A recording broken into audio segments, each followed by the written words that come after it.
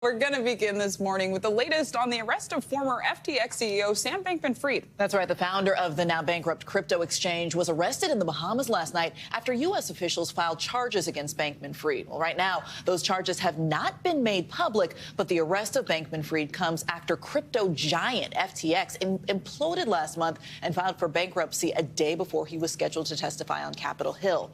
NBC News correspondent Steve Patterson has the very latest for us. The once crowned king of crypto, now adorned in handcuffs. Former billionaire FTX founder Sam Bankman-Fried arrested in the Bahamas following the historic financial collapse of his massive cryptocurrency exchange.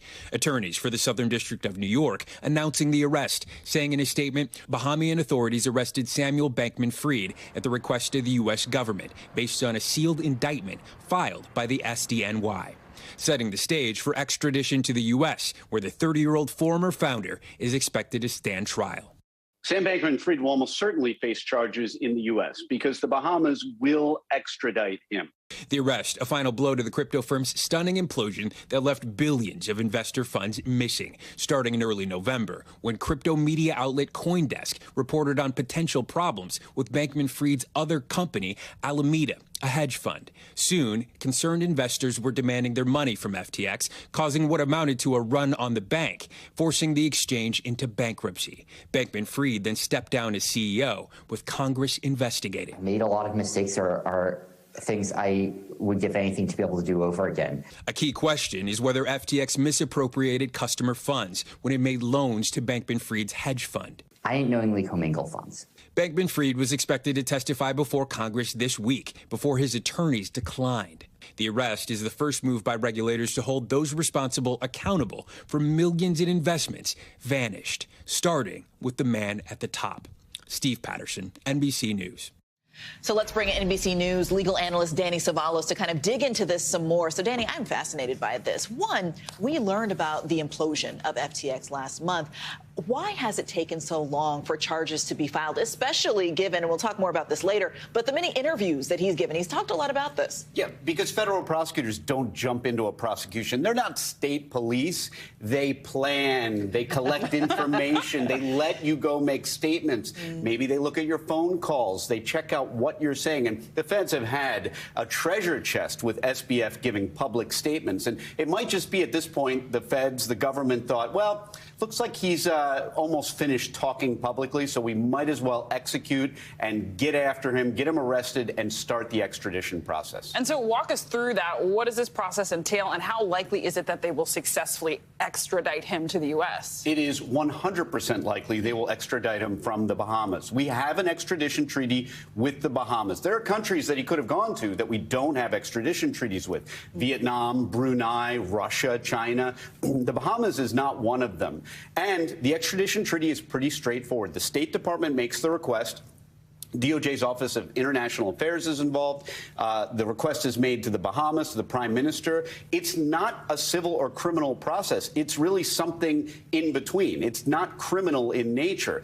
It's political. In fact, it's internationally political. And that's why extradition treaties and all international law are kind of a legal fiction, because ultimately, what if the Bahamas, and they're not doing this, what if they said, nah, we don't want to do it? What can we do? Right. We're not going to send in the tanks, but we have to make a decision politically. How badly do we want this person? It's very similar to the Brittany Griner situation. We may call for someone's extradition, and the country may say, hey, we love the U.S., so we'll extradite them. Right. Or you might have somewhere like Russia, where they're like, nah, not so fast. We want something in return. You know, so it's pretty clear. So he's coming back to the U.S. So let's look ahead to the charges against him.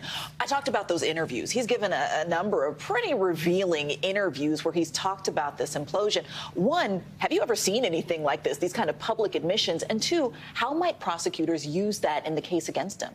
There's something so primal in human nature that when we get in trouble, we think we can talk our way out of it. You have seen thousands of hours of interrogation videos of criminals trying to talk their way out of trouble. Police know this. Law enforcement knows this. And so that's why if somebody's willing to talk this much, they will gladly let him. Now, I'm not advising SBF, but I suspect anyone who was telling him, please do not give these statements. Because, and I've had clients be the victim of this. The prosecutors will comb through it. They'll pull the sound bites. they'll pull a greatest hits, and they will play that at trial, and it won't look good. Right. I mean, I think he even told our own Andrew Ross-Serkin that his lawyers advised he didn't speak, but he was speaking anyway. So we'll see what comes of it. Yeah, clients often are amazed. It's really amazing. They're telling you they know what to do in their case, and yet doing things their way is why they have a case in the first place. Always the man to break it down for us. Danny Savalos, thank you so much. Thank you.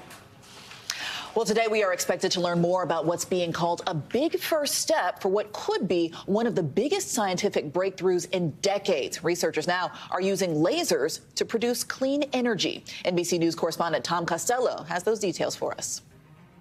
Nuclear scientists call it the holy grail of clean energy they've been chasing for decades. NBC News confirming the Department of Energy is expected to announce that researchers at the Lawrence Livermore National Lab in California have used lasers to produce a nuclear fusion reaction that creates energy. A huge breakthrough in producing an endless supply of clean, cheap power without radioactive waste or fossil fuel emissions. This is a hurrah moment for humanity, and it's going to create the backbone of stable, reliable power 24/7 to drive that entire ecosystem of electrified things. Governments have spent billions of dollars chasing the fusion dream, trying to replicate how the sun produces energy. While it's unlikely fusion could be used in cars, scientists say once fully developed, it could power entire cities and the batteries inside our cars. But that could take a decade or more.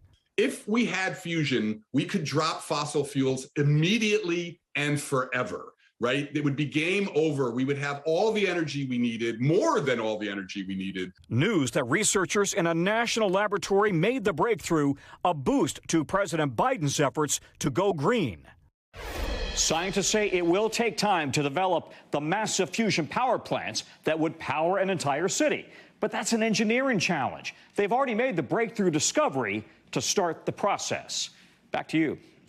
Well, Tom, thanks so much. Well, we're moving now to your morning news now, weather and the very latest on those massive storms that are moving across the country. And we have a new face to welcome here to tell us about it. Meteorologist Angie Lassman, good morning, welcome, and we love your green. Yes. I say the same to you guys. We, of course, got the memo that we were all wearing green. Not St. Patrick's Day. Instead, though, a lot going on weather-wise. We have a very busy morning, especially if you're in the Oklahoma, Texas area. You can see where you're seeing this shaded pink. That's a tornado watch that is going to be in effect for another couple of hours. We also have tornado warnings that have been issued over the past hour or so and will continue. So dangerous conditions and all the ingredients are really there for this to continue. And as this system shifts east, this will also shift east. That threat continues. Now, a big picture look where that severe threat is. 17 million people are included in this. You can see the orange shading there, including Alexandria, Lufkin. That's where we're going to watch not only the impacts for potential hail and damaging winds, which we've already seen reports of that in parts of Oklahoma, but we also have that good chance for some strong tornadoes included in that area. Shreveport, you're in this, as well as extending all the way out towards Jackson. This is a situation that will last through the afternoon hours. Look, it's only the morning hours, and we're still dealing with this right now. This is going to take us all the way through afternoon. Even into the overnight hours, we could have that potential for some nocturnal tornadoes. That'll be something that folks in this area will really have to keep a close eye on. We also have 8 million at risk as we get into tomorrow for that severe weather. And it's not just the strong storms that we'll be watching in parts of the South. We also have those winter alerts that we'll be keeping a close eye on. 15 million people impacted with this, ladies. And the blizzard warnings, it's an issue for travel, of course, making it really difficult there with winds right now, 43 miles per hour. So you know the reduced visibilities are going to be there. Ice accumulations are there. And we do have the potential for up to 2 feet of snow in some areas. So messy conditions. I know your question is this going to impact folks maybe on the East Coast? The situation is the system will continue tracking to the east, and it's going to bring the potential for some soggy conditions to folks in the mid-Atlantic and the Northeast. Now, if you're in the interior Northeast, that's where we'll see a better chance for some ice, some mixed wintry weather, but also some snow, more like upstate New York and western and central Pennsylvania, along the coast, places like New York, Washington, D.C., a little less likely quickly, but we've got some time until we deal with that Thursday and into Friday. So lots to talk about as I kick things off here with you. Absolutely. They're busy first week for you as well. You're going to have a lot to watch coming up. Keeping me on my toes, which I love. Oh, goodness. Well, we're so glad to have you here. Angie, welcome. Thanks for keeping us informed. Angie, thank you. And our coverage of that massive winter storm continues now. As we just heard, at least 15 million people in parts of the northern plains and Midwest are under winter alerts this morning. NBC News correspondent Maggie Vespa is in Minneapolis with the latest there. Good morning, Maggie.